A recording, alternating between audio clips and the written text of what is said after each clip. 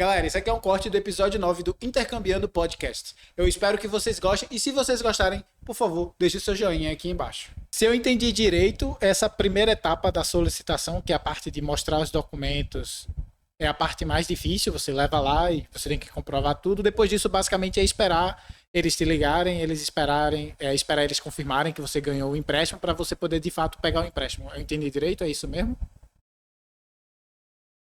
Isso.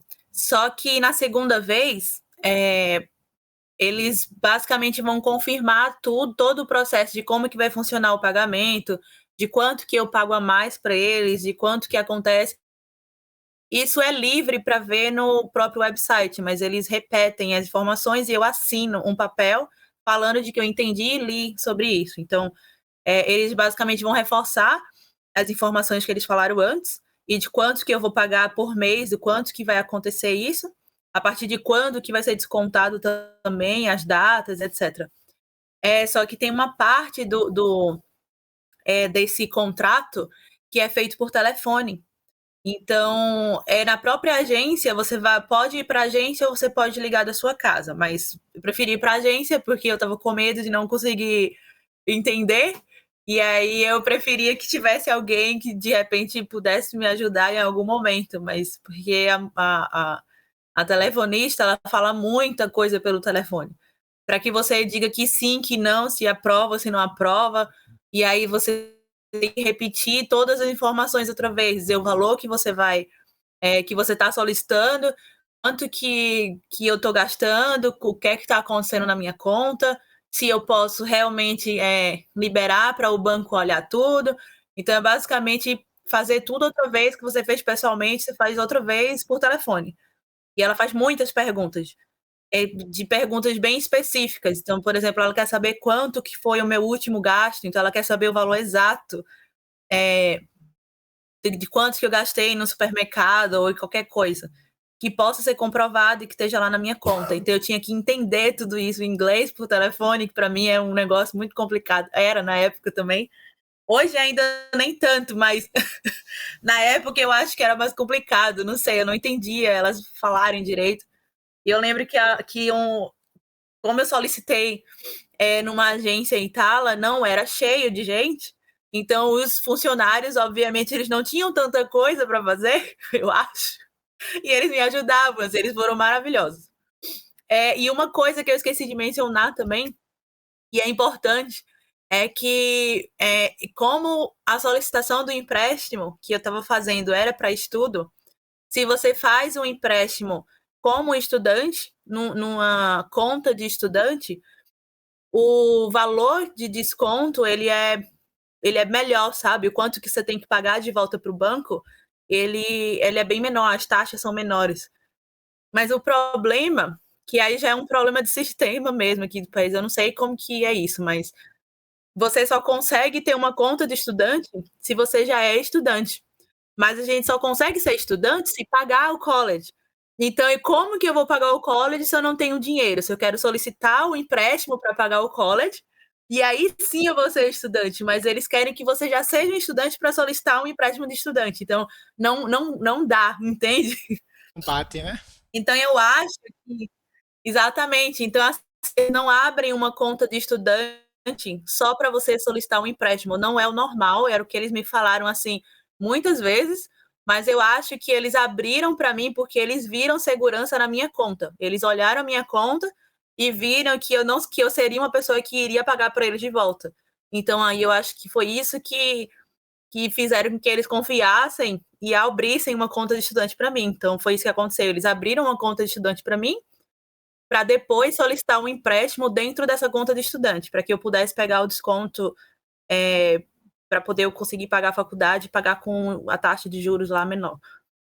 Então é Eu uma fiquei com informação algumas importante que talvez. dúvidas. Eu fiquei com algumas dúvidas desse trecho aqui que você falou. A primeira dúvida que eu fiquei é com relação à questão da ligação. Você disse que, se eu entendi direito, tinha todo o processo, você assinava tudo e depois tinha uma ligação. Ou essa ligação é antes, para confirmar antes de você assinar. Ou seja, você assina o documento e depois tem a ligação, ou você recebe a ligação, confirma tudo antes de assinar o documento?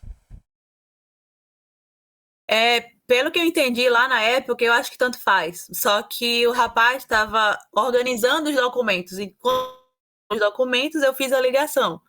Então, eu basicamente foi tudo junto. Eu estava lá na ligação para poder confirmar tudo que precisava ser confirmado. E depois que eu desliguei a ligação, eu tive que falar com o gerente, eu acho que era um gerente lá da conta, com o funcionário, para poder ler os documentos e reafirmar outra vez tudo aquilo que eu falei por telefone.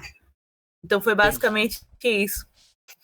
A segunda coisa que eu queria te perguntar é com relação a essa conta que você falou. Você disse que se você tivesse uma conta estudantil, você pagava uma taxa de juros diferenciada, você pagava menos juros. E você falou que tinha esse problema aí para abrir a conta.